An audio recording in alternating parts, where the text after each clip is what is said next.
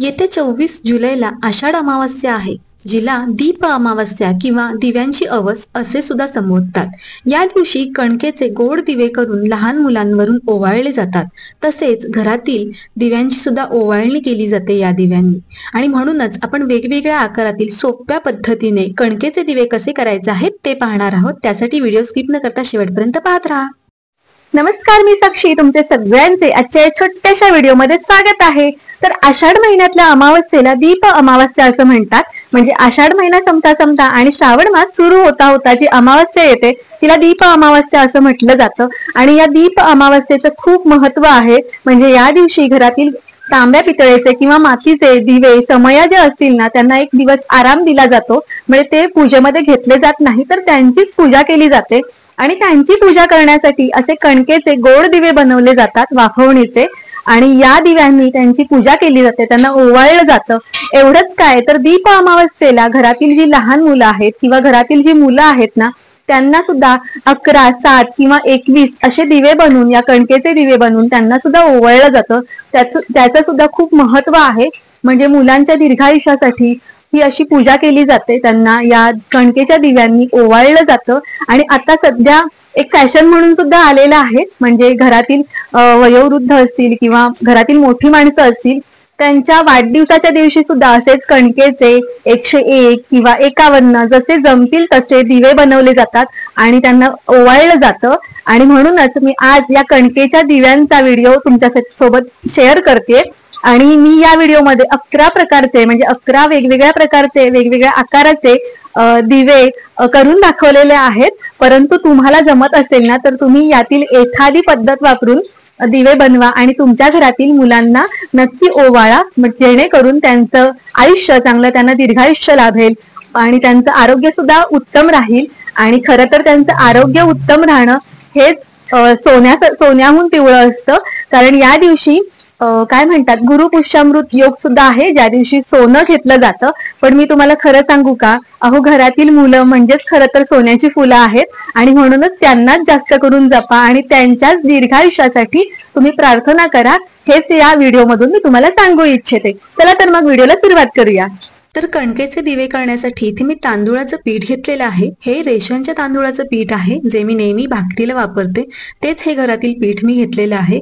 साधारण 1 पेला मोठा किंवा 1 कप याच्या मेजरमेंटने घेतलेला आहे। या कपामध्ये बरोबर 200 ग्रॅम इतकं हे पीठ मावलेलं आहे। सोबतच 4 टेबलस्पून म्हणजेच 1/4 कप इतका आपण गूळ सुद्धा घ्यायचा आहे। आता हा गूळ आणि पीठ एका प्लेटमध्ये मी काढून घेतलेला आहे, कारण याच कपाने आपण पाणी सुद्धा मोजणार आहोत। जर तुमच्याकडे असा ब्लॅक कलरचा मेजरमेंट कप असेल ना तर त्याने तुम्ही मोजून घेऊ शकता। तर इथे मी 1 कप पिठासाठी 1/2 कप पाणी घेतलेलं आहे। हे पाणी आता थंड आहे, कारण आपण नंतर ते उकळवणार आहोत। तर हे बघा, तुम्ही जर पेल्याने जरी हे पीठ मोजून घेतलं ना तर त्या पेल्याच्या थोडं कमी इतकं पाणी घ्यायचं आहे आणि हे सगळं आपण मोजून घ्यायचं आहे, जेणेकरून ही कणिक जी आहे ना ती आपली चुकणार नाही। तर साधारण आपण मोदक जेव्हा बनवतो ना तेव्हा म्हणजे 1 कप जर तांदूळाचं पीठ असेल तर तेवढंच पाणी घेतो, पण इथे आपल्याला पाणी थोडं कमी घ्यायचं आहे, जेणेकरून हे दिवे जे आपण बनवणार आहोत ना ते तिंबणार नाहीत। तर पाणी गरम करून घेतलं, गूळ घातला, गूळ विरघळला की गॅस बंद करून घेतलेला आहे, जेणेकरून यातील कचरा आपल्याला गाळून घेता येईल। तर एका गाळणीच्या साहाय्याने यातील कचरा आपण गाळून घेतलेला आहे, म्हणजेच हे गुळाचं पाणी गाळून घेतलेलं आहे। तर पाणी बघाल तुम्ही आता एकदम क्लिअर आहे। तर हे पाणी ज्या पातेलीमध्ये आपण हे मिश्रण एकत्र केलेलं होतं त्याच पातेलीमध्ये मी पुन्हा ओतून घेतलेलं आहे, जेणेकरून जास्तीची भांडी पडणार नाहीत। आता गॅस मध्यम ठेवलेला आहे। पाण्याला उकळी आली की लगेचच यामध्ये तांदूळाचं पीठ घालून घ्यायचं आहे। आता मात्र आपल्याला गॅस पूर्णपणे लो ठेवायचा आहे आणि हे मिश्रण, हे पीठ छान एकजीव होईल अशा पद्धतीने ढवळून घ्यायचं आहे। तर हे पीठ व्यवस्थित असं एकजीव झालं, याच्या गुठळ्या जेवढ्या जमतील तेवढ्या मोडून घ्यायच्या आहेत आणि यावरती झाकण ठेवायचं आहे, गॅस बंद करून घ्यायचा आहे। आणि गरम असतानाच हे पीठ, ही जी कणिक आहे ती एका प्लेटमध्ये किंवा परातमध्ये काढून घ्यायची आहे आणि एका पेल्याच्या साहाय्याने किंवा एका ग्लासाच्या साहाय्याने याच्या गुठळ्या मोडून घ्यायच्या आहेत आणि छान एकजीव असं पीठ आपल्याला हे भिजवून घ्यायचं आहे। गरम असतानाच हे पीठ जर आपण भिजवलं तर ते व्यवस्थित आणि चांगलं भिजलं जातं। तर आता थोडं थंड झाल्यानंतर आपल्या हाताला सोसवतंय, म्हणजे हाताला चटके बसत नाहीयेत असं जेव्हा आपल्याला वाटेल तेव्हा आपण हातानेच याचं हे पीठ भिजवून घ्यायचं आहे. साधारण मोदकाच्या पिठेच्या तुलनेत ह्या कणकेचा गोळा आहे ना तो थोडा टणक असला पाहिजे, जेणेकरून जे आपण दिवे बनवणार आहोत ना ते तिमणार नाहीत किंवा त्याचा जो आकार आहे तो बिघडणार नाही. आता थोडंसं पीठ म्हणजे जेवढे आपल्याला पटापट जेवढे करता येतील तेवढं थोडंसं पीठ हे काढून घेतलेलं आहे बाजूला, आणि बाकीचं पीठ आहे ना उरलेलं शिल्लक ते मी असं प्लॅस्टिकच्या पिशवीमध्ये काढून घेतलेलं आहे, जेणेकरून त्याला वारा लागणार नाही. आणि वारा लागला ना तर आपण जेव्हा हे दिवे वळू ना तेव्हा त्याची कडा मोडत जाते, आणि म्हणून हे पीठ प्लॅस्टिकच्या पिशवीमध्ये किंवा पातेलीमध्ये झाकून ठेवायचं आहे. साधारण मोठ्या लिंबा एवढा मी गोळा घेतलेला आहे. हे बघा, व्यवस्थित हा गोळा करून घेतलेला आहे आणि थोडंसं पीठ ताटामध्ये घालून घेतलं आणि थोडंसं वरती हाताला लावून घेतलेलं आहे. आता अंगठा आणि हाताची 3 बोटांच्या साह्याने किंवा 2 बोटांच्या साह्याने आपल्याला हे बघा आधी अंगठ्याने असा मध्ये थोडा खोल खड्डा करून घ्यायचा आहे, आणि खड्डा झाल्यानंतर आपण अंगठामध्ये ठेवायचा आहे आणि बाजूने हे बघा आपण अजिबातच दुसरा हात या दिव्यांना बनवताना लागत नाही आणि उचलावा सुद्धा लागत नाही, जसं आपण मोदकाची पारी बनवतो तेव्हा. तर हे तसं हात ताटावरतीच ठेवूनच आपण सरकवत हे बघा मी या व्हिडिओमध्ये दाखवते त्या पद्धतीने असं खोल अशी वाटी करून घ्यायची आहे. तर एकदम साधी सोपी अशी पद्धत आहे. तुम्ही सुद्धा ही कणिक जर व्यवस्थित परफेक्ट भिजवलीत ना तर तुम्हाला सुद्धा अगदी सहजपणे करता येतील. तर हे बघा तुम्हाला मी आता इथे दाखवते पुन्हा अंगठा आणि बोटांच्या साह्याने कशा पद्धतीने मी करते. आता तुम्ही बघू शकता इथे छान अशी ही वाटी बनवून तयार झालेली आहे. हे बघा खालून सुद्धा एकदम सपाट अशी आहे, जेणेकरून ती आपण वाफायला ठेवल्यावर किंवा ताटामध्ये ठेवल्यावरती एकदम व्यवस्थित अशी बसेल, हलणार नाही. आता ही मी सुरुवातीला पणतीप्रमाणे हा आकार दिलेला आहे या दिव्याला. तर हे बघा थोडंसं वरून प्रेस केलेलं आहे, जेणेकरून जी वात आपण ठेवू ना ती परफेक्ट अशी राहील. तर आता हा पणतीसारखा मी दिवा करून घेतलेला आहे आणि तुम्ही बघाल इथे एकदम सगळ्या बाजूने सारखा असं झालेलं आहे आणि एकदम साध्या सोप्या पद्धतीने मी तुम्हाला दाखवलेलं सुद्धा आहे. आता सेम पद्धत वापरून हे बघा अंगठ्याने मी मध्ये खोल खड्डा करून घेतला या गोळीला, आणि बाजूने जो उंचवटा राहतो ना त्याला बोटाच्या साह्याने हे बघा आकार देते तसं गोल करून घ्यायचं आहे. एकदम साध्या सोप्या पद्धतीने हे जमतं. तुम्ही पहिल्यांदाच जरी करत असाल ना तरी सुद्धा अगदी सोप्या पद्धतीने पटकन जमून जाईल. एवढं काही कठीण याच्यात काही नाहीच आहे. तर हे बघा आता मी थोडं सेम करून घेतलेला आहे दिवा, आणि त्यानंतर हा जो खालचा भाग आहे ना तो थोडासा जमलं तर जाड ठेवायचा आहे जर तुम्हाला अशी डिझाईन करायची असेल तर. आणि अशा पद्धतीने मी थोडा आकार देऊन घेतलेला आहे. आणि आता इथे मी माचीची काडी घेतलेली आहे आणि माचीच्या काडीचा हा उलटा भाग आहे ना त्याने इथे मी असं मध्ये आकार देऊन घेते, म्हणजेच डिझाईन करून घेते. तर तुम्ही इथे अगरबत्तीची काडी सुद्धा वापरू शकता. आता अशा पद्धतीने मी हा असा आकार देऊन घेतलेला आहे. तर हा बघा किती सुंदर असा आकार आलेला आहे आणि हा असाच दिवा तुम्ही ठेवू शकता. तर मी इथे थोडंसं कमळाच्या पाकळ्यांप्रमाणे दिसावं म्हणून थोडंसं प्रेस करून घेते. आता हा सुंदर असा दिवा बनून तयार झालेला आहे, तुम्ही इथे बघू शकता. आणि वरून तुम्ही समईप्रमाणे सुद्धा याला आकार देऊ शकता. तर मी सुद्धा आता थोडा वेगळ्या पद्धतीने म्हणजे कमळाच्या फुलाच्या प्रमाणेच करते, म्हणून पुन्हा एकदा माचीच्या काडीने याच्या कडेला थोडं आतमध्ये ढकलून अशा कळ्या पाडून घेतलेल्या आहेत. हे बघा आता हा दिवा खूप सुंदर असा दिसतोय आणि खूप अट्रॅक्टिव्ह सुद्धा दिसतोय. तर हा दिवा बनवून सुंदर असं झालेला आहे. आता सोबतच मी आणखीन एक तुम्हाला दुसरा दिवा दाखवते. आता आमच्याकडे तरी कोकणात असे दिवे आहेत ना ते आजही बारशाला बनवले जातात. तर ज्याप्रमाणे उखळ असते ना, म्हणजे अंकल्पीवरती आता अंकल्पी मुलं म्हणजे बाराखडीची अंकल्पी मुलं वापरतात की ती मला माहित नाही, पण जशी अंकल्पीवरती जसं चित्र असतं ना उखळ उखळ उखळ, तसंच ही उखळीप्रमाणे हा दिवा मी केलेला आहे. आणि असेच जे दिवे आहेत ना ते आजही आमच्याकडे बारशाला केले जातात. बारशाला 5 दिवे तरी लागतात. पाळण्याच्या खाली हे 5 दिवे ठेवले जातात. आता कोण किती करतं मला माहीत नाही, परंतु हे आमच्याकडे अशा पद्धतीचे उखळीसारखे दिवे केले जातात. आणि आता मी हा सेम तसाच केलेला आहे दिवा, हे बघा, पण थोडा वेगळा करून दाखवणार आहे. एक बाजू याची छोटी ठेवलेली आहे आणि एक बाजू मोठी ठेवलेली आहे. म्हणजे छोटीशी अशी समई किंवा निरांजन असताना त्याप्रमाणेच मी या दिव्याचा आकार करणार आहे. तर आता दोन्ही बाजूने सारखं असं करून घेतलेलं आहे मी. हे बघा, मी एक बाजू छोटी ठेवलेली आहे आणि एक बाजू मोठी ठेवलेली आहे.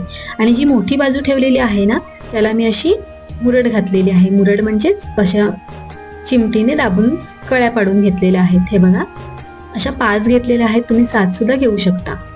आणि थोडं असं बाजूने झुकवलेलं आहे, जेणेकरून याला तेल सुद्धा छान राहील आणि याचा आकार सुद्धा छान दिसेल.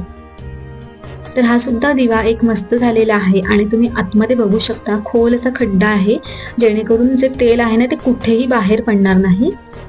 आता ही जी खालची बाजू आहे ना, त्याला मी थोडं पुन्हा माचीच्या काडीच्या टोकाच्या साहाय्याने पुन्हा एकदा याला डिझाईन करून घेते. तर तुम्ही डिझाईन नाही करून घेतली तरीही चालेल, परंतु माझं काम आहे तुम्हाला वेगवेगळ्या रेसिपीज आयडियाज देणं, म्हणून मी हा व्हिडिओ केलेला आहे खास. आणि पुन्हा एकदा बोटाच्या साहाय्याने असं थोडं चपटं असं पसरट थोडंसं करून घेतलेलं आहे, जेणेकरून ते छान दिसेल. आता हा सुद्धा एक छोट्या समईसारखा दिवा मी केलेला आहे. तुम्ही बघू शकता, खूप सुंदर असा हा सुद्धा दिवा दिसतोय. म्हणजे आता दीप अमावास्या आहे, पण तुमच्याकडे जर बारशाला असेच कणकेचे दिवे बनवले जात असतील ना, तर तुम्ही सुद्धा यातल्या कोणतीही पद्धत वापरून, एखादी पद्धत वापरून म्हणजे एखादी डिझाईन अशी बघून करू शकता तुम्ही सुद्धा असे दिवे. आणि बारशी तर कायमच म्हणजे असतात ना घरी, नात्यामध्ये कोणाच्या तरी, तर तुम्ही तिथे जाऊन असे दिवे करून देऊ शकता त्यांना. तर आता पुन्हा एकदा मी असाच वेगळा असा दिवा केलेला आहे, साधा सोपा. आणि हा सुद्धा दिवा बघाल तुम्ही, खूप मस्त झालेला आहे. आणि यामध्ये तेल किती राहील बघा, म्हणजे जसं पंटीमध्ये राहील ना तेल, तसंच्या तसं तेल यामध्ये सुद्धा राहील. असा छान खोल खड्डा आहे. खूप सुंदर अशी ही वाटी बनवून झालेली आहे. आणि बाहेरून सुद्धा खूप सुंदर दिसतोय हा दिवा. आणि मुख्य म्हणजे पीठ व्यवस्थित भिजवल्यामुळे आहे ना, म्हणजे कणिक व्यवस्थित परफेक्ट अशी भिजवल्यामुळे आहे ना, किती वेळ लागला मला हा व्हिडिओ बनवायला, तरीही याचा आकार अजिबातच बदललेला नाहीये किंवा असे पसरट झालेले नाहीयेत, दबले नाहीयेत हे दिवे. आणि म्हणूनच पाण्याचं प्रमाण आहे ना आणि गुळाचं ते परफेक्ट असं तुम्ही घ्यायचं आहे. आता पुन्हा एकदा मी वेगळ्या आकाराचा दिवा करून घेते. सेम म्हणजे जी वाटी बनवण्याची पद्धत आहे ना, ती मी सेम वापरलेली आहे. माचीच्या काडीने पुन्हा एकदा याला डिझाईन करून घेते.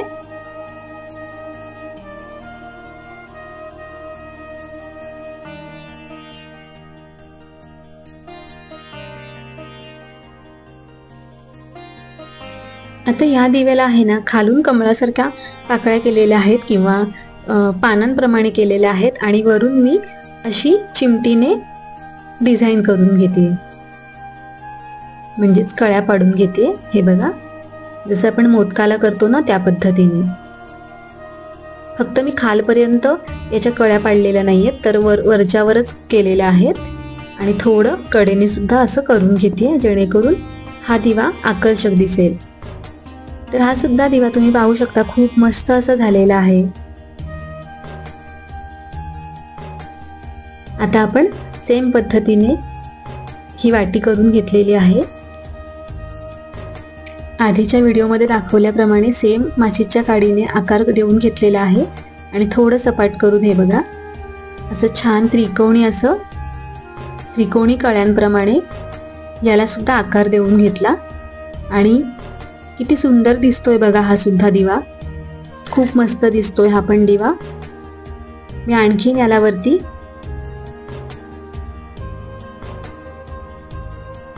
तर हा मी आधीचा बनवलेला दिवा आहे ना, तो अशा पद्धतीनेच केलेला होता, फक्त याला खाली त्रिकोणी असा चिमटी मारून आकार दिलेला आहे. आता याला मी कळ्या करून घेणार आहे. तर हा सुद्धा दिवा खूप सुंदर दिसतोय. मला सगळ्यात जास्त कोणता जर दिवा आवडला असेल ना, तर तो हा जास्त आवडलेला आहे. तसं तर सगळेच दिवे खूप सुंदर दिसत आहेत. तर हा सुद्धा खूप मस्त असा दिवा बनवून झालेला आहे. आणि मुख्य म्हणजे तुम्ही यातील वाटी बघा, किती सारं तेल यामध्ये राहील. आता सेम पद्धतीने मी पुन्हा एकदा अशीच वाटी करून घेतली आणि सोपी पद्धत तुम्हाला दाखवते. समोरासमोर मी चिमटीने कळ्या करून घेतलेल्या आहेत. हे बघा, अशा 4 कळ्या पाडून घेतलेल्या आहेत. तुम्ही 5 सुद्धा पाडू शकता. आणि हा सुद्धा एक सोप्या पद्धतीने बनवलेला दिवा बनून तयार झालेला आहे. आणि या दिव्याला अजिबातच वेळ लागणार नाही. जर तुम्हाला बाकीचे कोणतेही दिवे आकाराचे बनवता नाही आले तर असा तरी दिवा तुम्ही नक्की बनवून बघा. तर आता हे 8 दिवे मी बनवून झालेले आहेत. तर 8 दिवे बनवायचे नसतात. 8 आणि काठ हा शब्द सुद्धा खूप ऐकायला विचित्र वाटतो, म्हणूनच मी 11 दिवे बनवते. आणि जे मी पिठाचं प्रमाण घेतलेलं आहे ना, त्यामध्ये मी असे डिझाईनचे 11 दिवे बनवून झालेले आहेत. त्याच प्रमाणामध्ये आहेत ना, बरोबर 21 दिवे बनवून तयार होतील. आणि 11 हा आकडा सुद्धा खूप शुभ आहे, त्यामुळे शक्यतो तुम्ही सुद्धा दिवे बनवताना 11 किंवा 21 अशा आकड्यामध्येच बनवायचे आहेत. तर हा सुद्धा एक असाच दिवा करून घेतलेला आहे मी. याला आतमध्ये थोडा तेल राहण्यासाठी खड्डा करून घेते.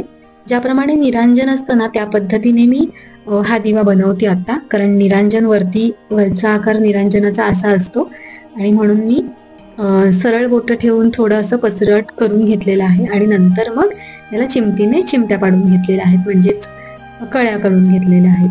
तर हा सुद्धा दिवा खूप सुंदर असा झालेला आहे. आणि एकदम छोटूशी अशी पणती करून घेतलेली आहे मी.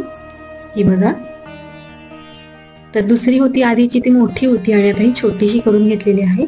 आता बरोबर 11 दिवे बनवून तयार झालेले आहेत. हे बघा, सगळे दिवे खूप सुंदर असे दिसत आहेत. आणि हा संपूर्ण व्हिडिओ बनवताना मला जवळजवळ 1 तासभर तरी गेलेला आहे. म्हणजे तुम्ही समजूच शकता की व्हिडिओ बनवताना खूप वेळ जातो परफेक्ट व्हिडिओ येण्यासाठी. तरीही या दिव्यांचा आकार अजिबात बदललेला नाहीये. दिवे असे पसरट झालेले नाहीयेत. एकदम परफेक्ट जैसे थे हे दिवे राहिलेले आहेत. आणि आता हे दिवे आपण वाफवून घेतोय. तर इथे मी चाळणीला तेल लावून घेतलेलं आहे. आणि जेवढे राहतील तेवढे मी दिवे यावरती बसवून घेतलेले आहेत. राहतील तेवढे नाही, तर मी नंतर सगळेच दिवे ॲडजस्ट केलेले आहेत आणि एकदाच वापरून घेतलेले आहेत. पाणी गरम झालेलं आहे. पाण्याला उकळी आल्यानंतर हे भांडं, ही चाळण याच्यामध्ये ठेवलेली आहे. आणि तुम्ही बघू शकता मी सगळेच दिवे यामध्ये ठेवून घेतलेले आहेत. आणि मध्यम आचेवरती 10 मिनिटं मी हे दिवे वाफवून घेतलेले आहेत. आणि दिवे परफेक्ट असे वाफलेले आहेत. तरी सुद्धा या दिव्यामध्ये सुद्धा तुम्ही बघू शकता पाणी सुद्धा गेलेलं आहे वाफवणीचं. आणि तरी सुद्धा दिवे एकदम परफेक्ट आहेत. अजूनही त्याचा आकार बदललेला नाहीये. हाताला गरम लागतायत, चटके बसतायत. आणि मी काढते इथे. तर हे दिवे बघाल तुम्ही तर अजिबात त्यांचा आकार बदललेला नाहीये, तिंबलेले नाहीयेत, अजिबात पसरट झालेले नाहीयेत. आणि आता या दिव्यांमध्ये मी वाती घालून घेतलेल्या आहेत. काही दिव्यांमध्ये फुलवाती सुद्धा घालून घेतलेल्या आहेत. आणि तेल तुम्ही बघाल यामध्ये मी आता तरी कमीच घालते, कारण मी हा व्हिडिओ खास बनवलेला आहे. कारण पूजेसाठीचे दिवे मी नंतर त्या दिवशी करणार आहे. तर यामध्ये तेल अगदी ज्याप्रमाणे पणतीमध्ये तेल राहतं ना, त्याचप्रमाणे यामध्ये या दिव्यांमध्ये सुद्धा तेल राहिलेलं आहे. आणि कुठेही पसरट झालेले नसल्यामुळे तेल असं खाली आलेलं नाहीये अजिबात. दिव्यांमधून झिरपलेलं सुद्धा नाहीये. तर हे सगळे दिवे छान असे बनवून झालेले आहेत. तर हा संपूर्ण व्हिडिओ तुम्हाला कसा वाटला मला कमेंटमध्ये नक्की सांगा. आणि व्हिडिओ जर तुम्हाला आवडला असेल किंवा माझ्या चॅनलवरचे जर व्हिडिओ तुम्हाला आवडत असतील ना, तर चॅनलला सबस्क्राईब करा आणि जास्तीत जास्त शेअर सुद्धा नक्की करा. आणि तुम्हाला यापैकी कोणता दिवा जास्त आवडलेला आहे ते सुद्धा मला कमेंट करून नक्की सांगा. आणि हो, गेल्या वर्षी आपण मोदकांचा व्हिडिओ जो केलेला होता ना, त्याला खूप छान असे व्ह्यूज आलेले होते आणि आता यावर्षी सुद्धा येत आहेत. तर यावर्षी आहे ना, आपण एक प्लॅनिंग करतोय, म्हणजे लाईव्ह घ्यायचं आहे आणि लाईव्हमध्ये मोदक शिकवणार आहे तुम्हाला मी. तर तुम्हाला मोदक माझ्याकडून शिकायला आवडेल का ते मला कमेंटमध्ये नक्की सांगा. आणि कोणत्या वारी घ्यायचा आहे आपला लाईव्ह, कोणत्या वेळेला घ्यायचा आहे ते सुद्धा मला कमेंटमध्ये नक्की सांगा. पुन्हा भेटूया नेक्स्ट व्हिडिओमध्ये. तोपर्यंत बाय.